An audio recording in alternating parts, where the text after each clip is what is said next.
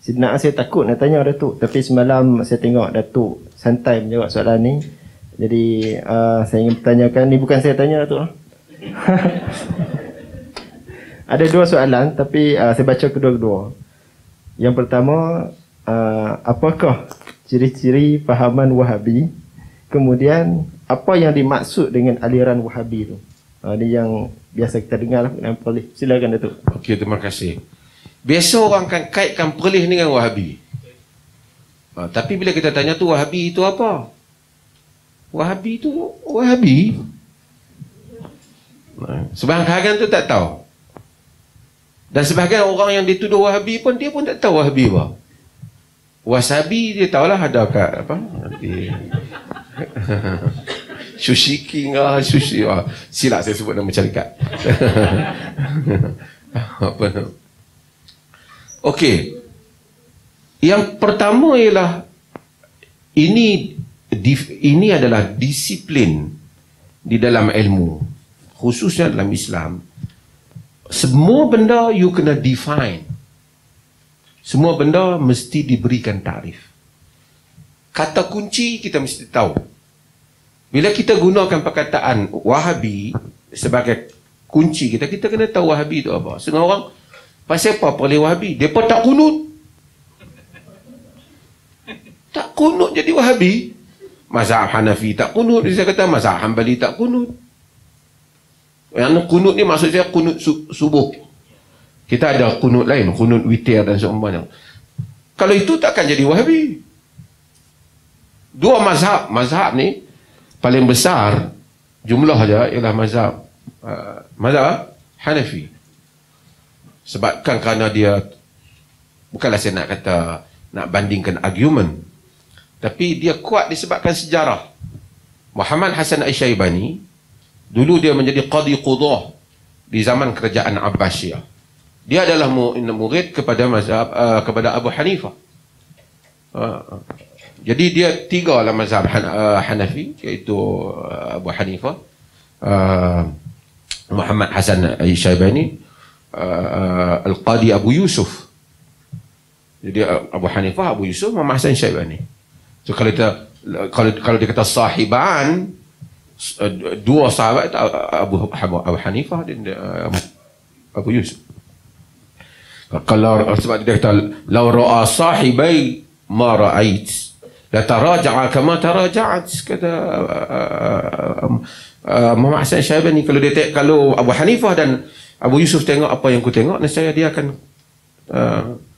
tarik balik pandangan dia seperti mana aku tarik. Apa saya nak ceritanya ialah kerajaan Abbasiyah besar, lama memerintah dunia Islam. Dia pengaruh mazhab Hanafi. Kerajaan Osmaniyah kita Turki tu, sekarang kau ramai duk tengok apa? Turun. Turki tu dia mazhab Hanafi. Mazhab Hanafi tak bunut subuh. Dua besar mazhab dah. Mazhab Hanbali, tuan-tuan tengok di Mekah Madinah tak kunut. Adakah semua yang tak kunut jadi Wahabi? Dah, mereka tak kunut, betul bismillah pelan. Tambah satu lagi.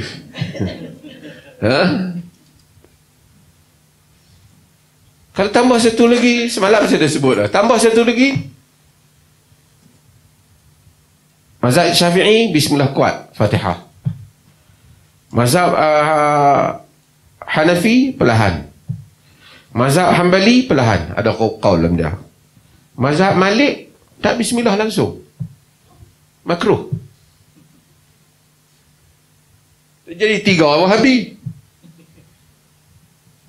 Orang hak cakap ni dia tak tahu apa. Hak dia tahu dia nak berkelahi, tak tahu nak kata apa. Dah pok-pok Wahabi ni depa tak mau terima mazhab Syafi'i. Kalau tak mau terima mazhab Syafi'i, adakah jadi Wahabi dalam mazhab Imam Syafi'i? Tak ada lagi. Ni kalau ni mazhab Syafi'i mazhab penting. Kalau kita terima mazhab Syafi'i, artinya kita tak bermazhab dengan tiga lagi. Kita tolak lagi tiga. Kalau kita pegang satu mazhab, bukan berarti kita membenci yang lain. Di Perlis ada benda yang mazhab Syafi'i diamalkan. Dari Perlis, dari segi praktikal, tidak ada kaul. Saya kata di Perlis, cuba orang yang kata tu cuba bagi satu kaul yang dikeluarkan di Perlis yang tak ada mazhab. Beritahu. Hak orang hak kata tu, hang bagi tahu satu contoh. Ni lepas mayang depa zikir pelan. Jumpa lagi satu. Zikir perlahan lepas solat, yusir, disebut oleh Imam Syafi'i dalam Al-Um. Kalau nak kuat apa kata Imam Syafi'i, sekejap saja untuk imam mengajar makmum, hatta ya ta'allam, sehingga mereka tahu. Fa idza ta'allamu, jika mereka tahu, yusir, dia perlahankan. Itu mazhab Syafi'i. Semalam ada mereka tanya soalan pasal apa? Pasal buat binaan atas kubur. Dalam mazhab Syafi'i yang paling kuat sekali larang. Dia kata bina, diperbolehkan kita tengok kubur tak dibina. Kata Nabi nahar Rasulullah sallallahu alaihi wasallam an yuqassul qabru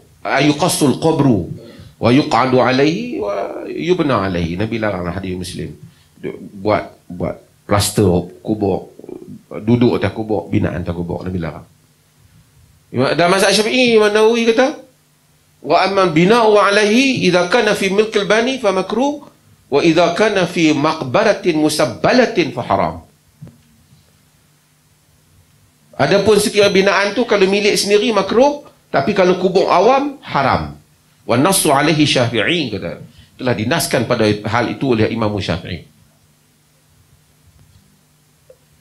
Itu kita tanya apa lagi? Depa tak tahlil. Duk cari tak jumpa. Mana aku nak tuduh daripada Wahabi. Kenduri arwah larang dengan dia semua sebut dalam kitab mazhab Syafi'i. Kitab lama Melayu pun sebut. Adapun apa yang diadatkan oleh kebanyakan manusia daripada mengadakan jamuan sebelum atau selepas ditanam ia akan mayat, maka yang demikian itu bid'ah yang dibenci oleh agama. Baca kitab Syahdat Fatani. Dak mereka ni hina ulama'. Kita tengok ulama' mana? Ada ulama' aku pun tak ingat. Tuan-tuan. Sebab, tapi di Malaysia ni, di tanah air kita, di Indonesia juga, tokoh-tokoh yang buat reform pembaharuan, banyak yang dituduh sebagai Wahabi. Hamka kena tuduh Wahabi. Syekh Al-Hadi Wahabi. Banyak tokoh-tokoh tuduh Wahabi. Sebab apa? Tak tahu nak kata apa. Orang Melayu dulu semasa ilmu perubatan tak berkembang sangat, dia tak tahu apa, semua dituduh hantu raya. Sakit perut, hantu raya. Ni pun kalau zaman ni, COVID main zaman dulu, ni mesti hantu pelesit. Semua hantu. Pasal tak tahu jawapan. Hal yang sama yang berlaku pada zaman Nabi, apabila tak tahu nak kata Quran hebat, tak tahu kata hadha sihrun azim, hadha sihrun mubin, ini sihir yang nyata. Pasal tak tahu nak kata apa. Actually, perkataan Wahabi refer kepada Muhammad bin Abdul Wahhab.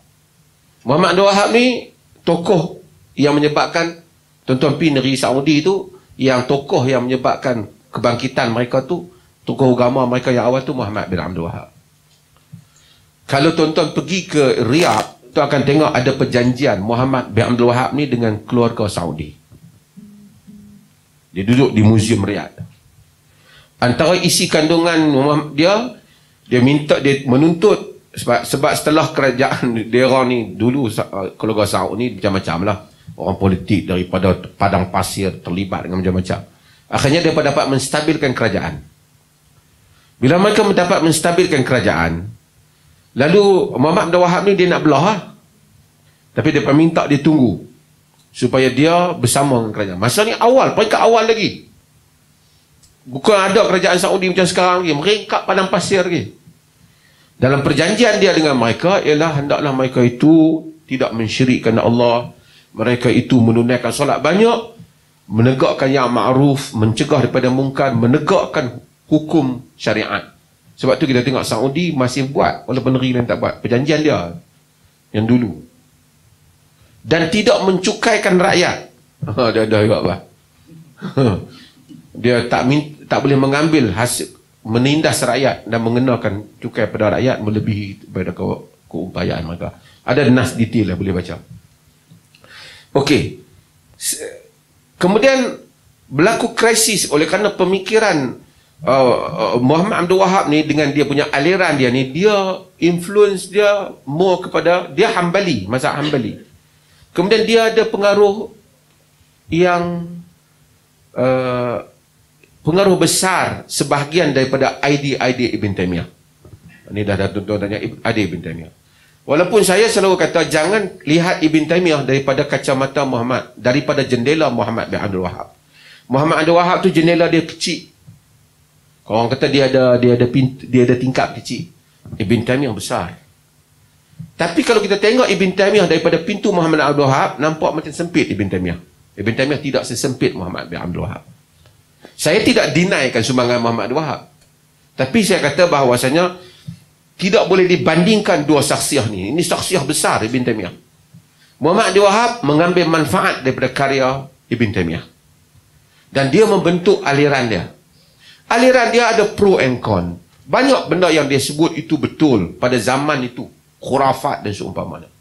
Ini menyebabkan belaganya. Apabila Saud buat kerajaan, sedangkan di Turki ada khalifah, pertembungan politik antara Bani Saud dengan kerajaan Turki.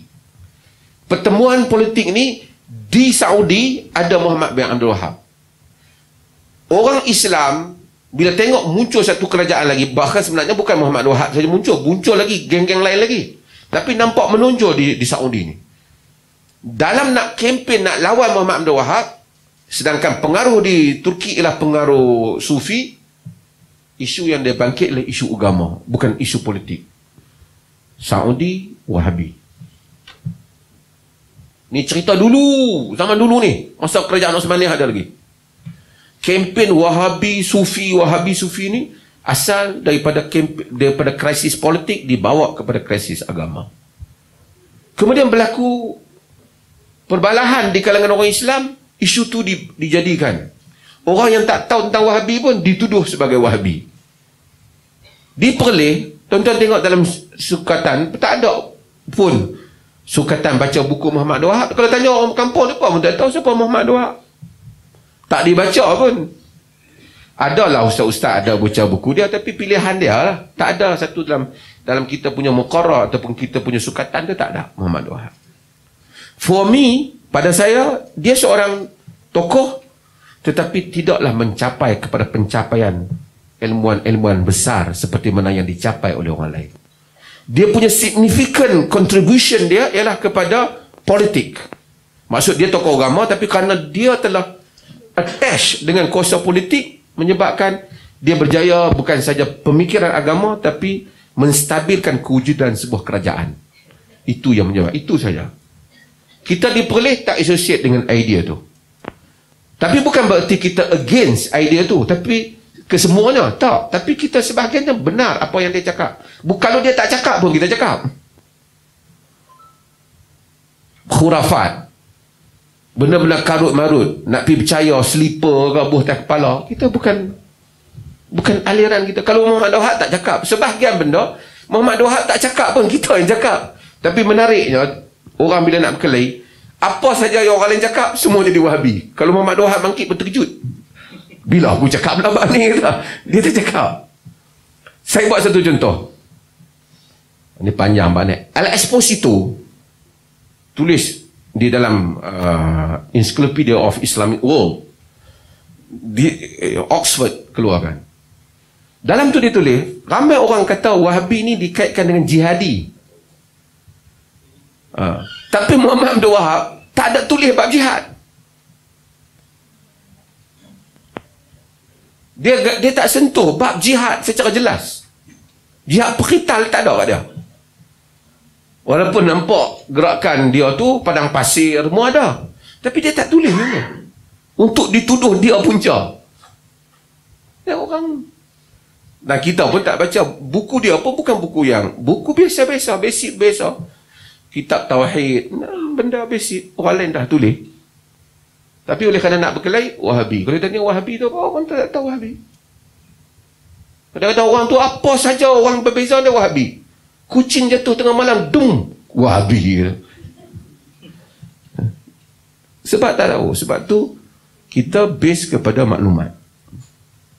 Qaradawi, Yusuf Qaradawi, dia Mesir. Tokoh Wahabi juga. Padahal dia ada idea yang tak setuju. Ramai orang di Malaysia ni bukan mengaji Saudi. Saya tak mengaji Saudi. Wahabi juga. Orang yang mengaji Saudi pun bekat mereka semua mengaji buku Muhammad Wahab. Cuma bila nak berkelahi ni tak ada benda nak tuduh. Dia bagi hujah macam tu. Hang jawab apa? Dia bagi Quran, hadis. Aku jawab, dia Wahabi. Selesai masalah. Tak boleh jawab hujah. Ini masalah yang berlaku dalam dunia. Terima kasih.